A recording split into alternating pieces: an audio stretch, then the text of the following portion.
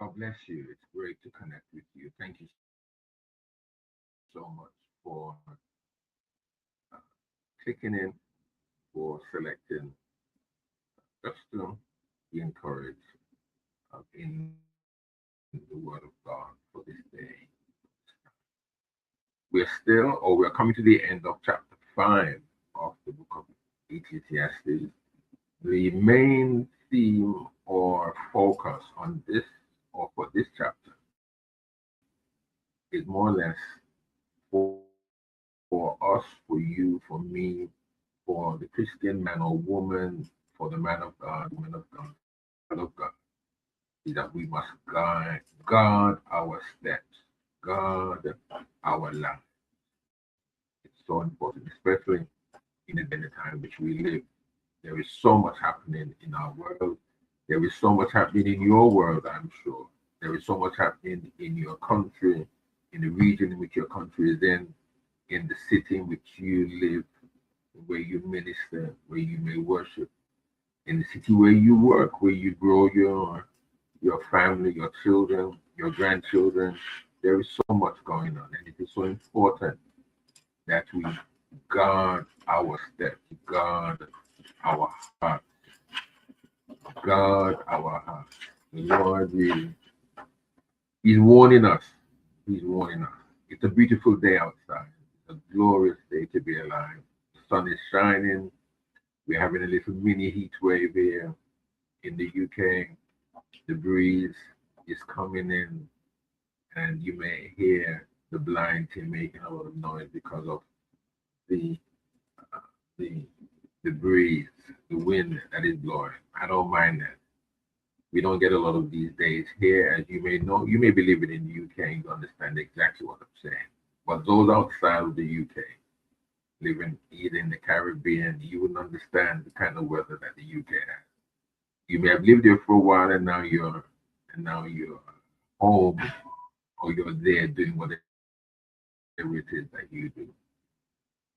But it's glorious to be alive, and I thank God for His goodness and for His love and for His ever increasing mercy in our lives. And I'm sure for you, I'm quite certain for you that you are grateful for what God has done and do in your life. Now we're just going to go straight on into what it is that we are going to finish up on chapter 5. There's been, excluding this particular session, there's been three areas that we've been looking at, which the teacher, the preacher, Solomon, in actual fact, who is the preacher and teacher, has been telling us that we need to guard ourselves against. One, we need to guard ourselves against insincere worship and false worship. Two, we ought to guard ourselves against oppression and injustice. Oppression and injustice. Who's ever experienced that? Have you? Are you experiencing that right now? I believe it shouldn't happen within the house of God, but yet it does happen. Injustice and oppression just seems to be all around us. Not only in the outside world, in the society in which you and I are a part of, but it happens even amongst the people of God. And Solomon here in this particular chapter, we haven't yet finished Ecclesiastes. He's taught so much on between chapters 1 and 5 anyway. But this is just something that we ought to be aware of, that we must guard ourselves against oppression and injustice. And if we are claiming to be children of God, sons and daughters of the Most High, then oppression and injustice should not be a part of our lives or the makeup of our lives anyway. The third aspect, which we did in the previous session, was that we should guard ourselves against covetousness and the love of what? Money. Covetousness and the love of money is not a sin. If you are a millionaire, a billionaire, trillionaire, if you are a coined a new term. If you are a thousandaire,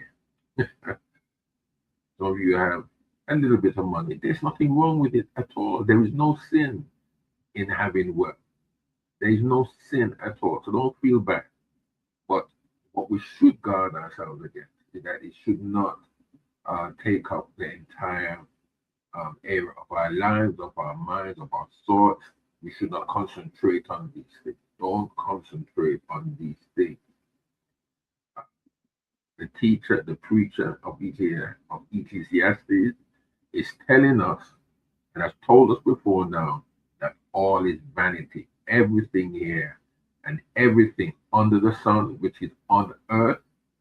If you notice up until now, and he may continue the same train of thought, he has not mentioned anything above the sun. Not as far as well, not as far as we know now. We are walking, we are sitting with the preacher, we are sitting with the teacher. Solomon is telling us as he's writing or as he is finding these things out. So let us not run ahead of Solomon. Yeah, we are with the professor here. We are with the doctor of laws, the doctor of arts and or of sciences.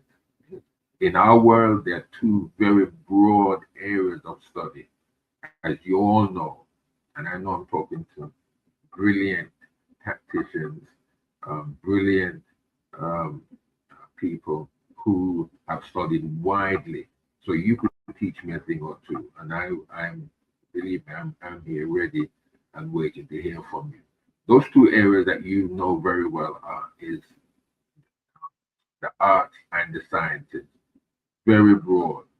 And there are people, as I've just said, there are people who are quite knowledgeable, very knowledgeable in the things that they have put their mind to study in these areas.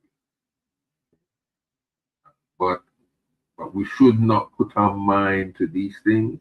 We should not dwell on them. We should not rest too much on them, because the teacher, the preacher, is telling us that all things under the sun will fail. They're going to fail. Wealth is going to fail. Covetousness will destroy us, and it has destroyed many. Let's look and let's learn on the demise of others. I'm not saying that we should glory and we should be happy when people fall into temptation where covetousness is concerned, or wealth or money is concerned. No, but let's look at the mistakes in which has been made by those before us, and let us learn from these mistakes. Let us not fall into the groove of covetousness. Let us not fall into the greed of the love of money, because it is the root of evil. If we continue to just concentrate on our monies, we don't sleep. And the Bible there tells us about sleep. The rich man, the man who just thinks of his wealth, cannot sleep at all. Cannot sleep at all. Anyway, let's move on. In this particular session, which is the last session of chapter 5 of the book of Ecclesiastes, it tells us about God's great gift. And what is it that God has gifted man, humanity, whether a man is righteous or not? What is it that God has gifted us? Isn't it life? And so that is why I believe that each and every one of us, we should give God thanks. The moment we open our eyes, the moment that we realize that we have entered into a new day, into a new reality, into a new 24-hour period that we have not yet seen or experienced, worked, or whatever it is that we do, God has gifted that to us. We must give thanks, because that is God's greatest gift. One of the greatest gifts to humanity. The gift, the ability to live and to live for God. Now there are about five points that the teacher, the preacher, is leaving with us. I'm going to read those three verses from the King James Version, 18, 19, and 20 of chapter 5. I'm going to read it from the Jewish text, and then I'll read those same three verses from the King James Version, and we'll move straight or right ahead um, with this. It's been a great blessing. All of this here has been a great blessing to me, and it has helped me. It really has helped me. I've been rocked a few times, even in the course of doing what I'm doing in the book of Ecclesiastes. I thank God. I don't think I could have planned this any better for me on a personal basis, because I know that throughout my whole life, I believe that it's because of God's goodness and because of God's love, why, and His word that has kept me. I'm not going to say it's anybody else or it's anybody else's word. It's God's word that has kept me here, and I want to be grateful for His goodness. So let me just read those three verses from the Jewish text and then from the King James Version, and then we'll hit those 5 points that the teacher, the preacher, is highlighting for us to learn. Verse 18 of the book of Ecclesiastes, chapter 5. This is what I have seen to be good, that it is appropriate for a person to eat, drink, and enjoy the good that results from all his work that he engages in under the sun for all the days of his life that God has given him. For this is his allotted portion. Also, everyone to whom God has given riches and wealth, along with the power to enjoy, so that he takes his allotted portion and finds pleasure in his work. This is a gift of God. For he will not brood over the fact that his life is short, since God keeps him occupied with what will bring him joy. So that's from the Jewish text. Let's read now and see exactly what the King James says.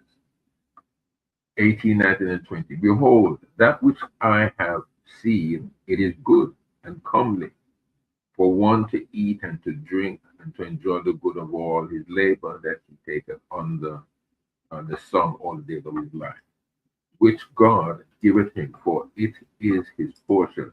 Every man also to whom God hath given riches and wealth, and hath given him power to eat thereof, and to take his portion, and to rejoice in his labor. This is the gift of God. Verse 20. For he shall not much remember the days of his life, because God answereth him in the joy of his heart. Just very quickly now, don't really take too long a time with you. I know you're busy, you want to enjoy the weather and with family, with friends, I suppose, and you could even be at work. I don't know.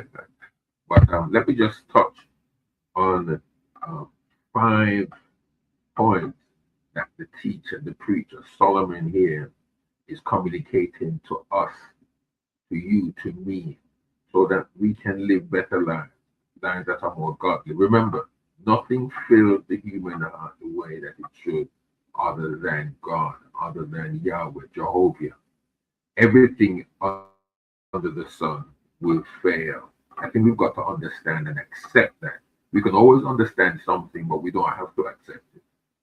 And until we accept some certain fact, then our lives or whatever it is that we could enjoy, we're not really going to enjoy because we have not accepted the fact. And this is one fact that humanity, mankind, Adam. Let me use Adam in this session. Adam to cover both male and female, mankind, humanity.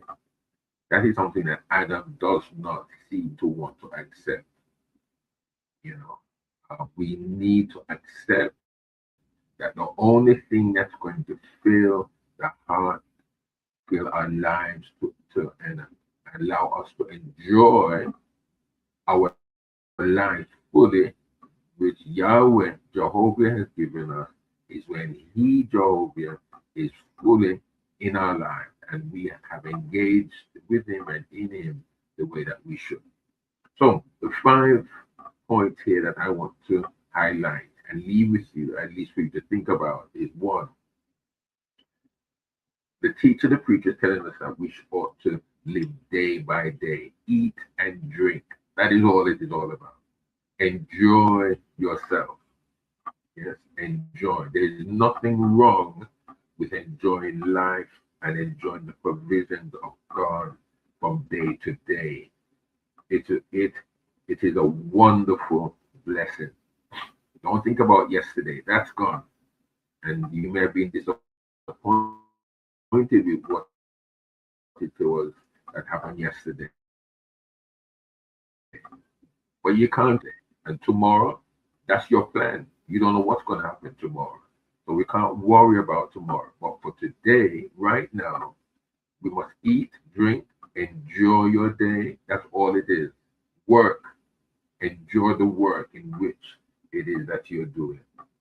You ought to get pleasure and appreciate each meal, each refreshment, each drink that God supplies us. Yes. So let's just concentrate on what God's provision has been provided for us, for you today. Yes. If it's a piece of bread, enjoy that piece. You don't know what's going to happen tomorrow. Yes. If it's a cup of water you have, enjoy that cup of water. It's refreshing. It's giving you life, it's giving you strength in order to accomplish what God, wants you to do. Once you know that whatever God has supplied for you today is to help you to accomplish the work, to accomplish what He has given in your hands to do, once you're able to do that, then you have nothing else to worry about. The second point I want to leave with you is to find satisfaction in hard work. That is what God is wanting us to be. Verse 18 says, what does verse 18 say? Let me read that again from the Jewish text. It says, this is what I have seen to be good, that it is appropriate for a person to eat, drink, enjoy the good that results from all his work that he engages in under the sun for all the days of his life that God has given him. For this is his allotted portion. So we must find satisfaction in the work that we do. Yes, the ability and the opportunity to work is a gift from God. Whatever it is that you are doing right now, it's a gift. There's so many people that want to do what you do. There's so many people in unfortunate circumstances, in unfortunate places that wants to be right where you are. And what do? We complain about our heads. We complain about the bed that we lie down in, and the very food at times that we receive, or we buy, or we cook. We sit down and complain about that. No, we ought to really understand that all that God has given us. The third point I believe that is being told us is that we ought to enjoy whatever wealth and possession God has given us. God has given some small possession, something that they are able to manage. But the problem is that these individuals who have, let us say, just so that we can quantify it in our mind. Some see small, they love what the neighbor has. They want that big house. They can hardly occupy 2-bedroom, 6-bedroom house. Now, there's nothing wrong, but why are we coveting these things? God may have given us manage what it is that we're able to have whatever wealth and possession that God has. What does verse 19 say? It says, everyone to whom God has given riches and wealth along with the power to enjoy it, so that he takes his allotted portion and finds pleasure in his work. This is a gift of God.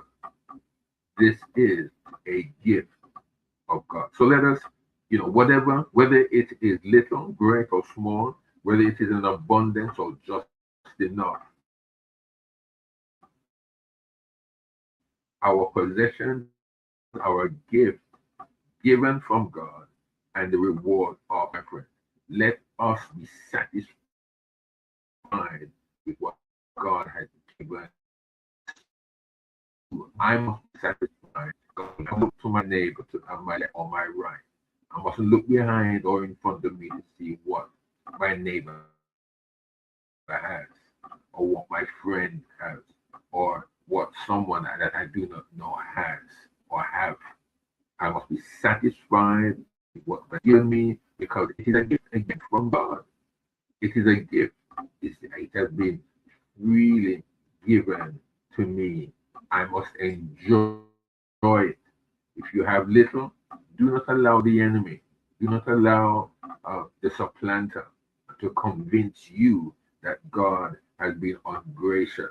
No, God's gift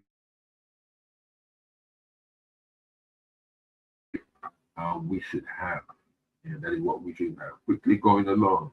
The fourth point here is that we must accept our lot in life and be happy in our work. Whatever our lot is, we must accept our situation. We must take pride in who we are. I must take pride in who I am. I must work hard. I must be happy. And I must rejoice in what I am doing. Whatever that is. If it was to sweep the street, I must rejoice. I must be happy. Some people would love to do that, can't do it for whatever reason, but I am doing it. I must do that with joy because God has given me the ability to do it. If you are a CEO of a company and you're receiving so much salary a month and you are getting dividends and you are promised whatever it is at the end of every 6 months or a year or whatever, then be happy. Don't be gravelicious or covetous of the next CEO that is getting more than what you may receive. Something is definitely wrong when we become covetous over the things that God has not given us. Yes, because the root of evil or the love of money, I should really say, the love of money will destroy. It has destroyed many. It will destroy you. It will destroy me. What our minds and our eyes should be focused on is God. And that is how we ought to live. And the fifth point here is we must focus on the joy that God will provide rather than on the brevity of life worrying about the future. We should rejoice, focus on the joy that God will provide. That is what, and we need to really refocus ourselves on the joy that God will provide rather than on the brevity of life. Sometimes we focus on, we may live very short, so we try to amass all the wealth we can for our families, sons, daughters, for our wives, or for our husbands, because we want them to live comfortable. Again, there is nothing wrong with that at all. Please do not misunderstand what I'm trying to say. It's good if we can. If you can do that, then do it. But enjoy the joy that God can provide for you now rather than how long or how short life is and worried about the future. The future will take care of itself. The future will take care of itself. We need to be wise. We need to be wise, yes. We need to be understanding. We need to have the knowledge of what is going on around us. But sometimes when we have all of these things and we provide too much for ourselves, we're thinking about about death. We're thinking about the future. We're thinking about it may happen. It may not happen. Why are we worrying about that? The scripture here is telling us, verse 20. Let me read verse 20 here. It says, "For he will not brood over the fact that his life is short, since God keeps him occupied with what will bring him joy." What's bringing you joy right now? Is it the joy that God has given you life and that you can enjoy it? Or is it or are you thinking about what's going to happen if you should go tomorrow? Or if if or what's going to happen in the next 5 to 10 years? Sometimes we are consumed with these things. We don't enjoy the here and now because we're worried about what is happening tomorrow or what is happening in the next 5 years. We worry about that.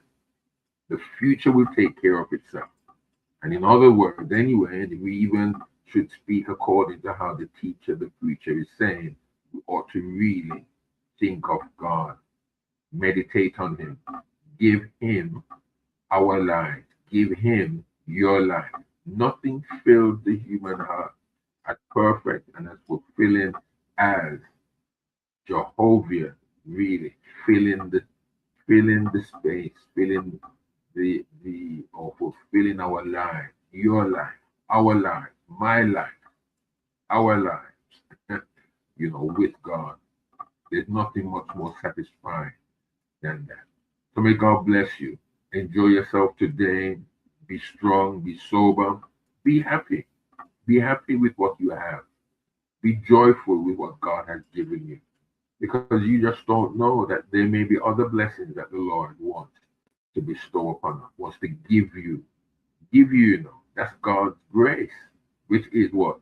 His unmerited favor. I may not at all, I may not deserve, and even right now, I don't think I deserve all what God has given us, given me, given my family, allowed me to do. But because of his unmerited favor, his love, and what then I must do, I must find joy in that. My life is brief anyway. The scriptures have already told me, and it's told us, we have read it together if you've been with me, that it is vapor. Our life is vapor. Here today, it's gone today. That's how brief vapor is. 1 second it's here, and the next millisecond it's not. So as long as I have life now, as long as I have the strength now, I must find joy in my life. That's great encouragement. I have encouraged myself today. I really have. Thank you, Gary.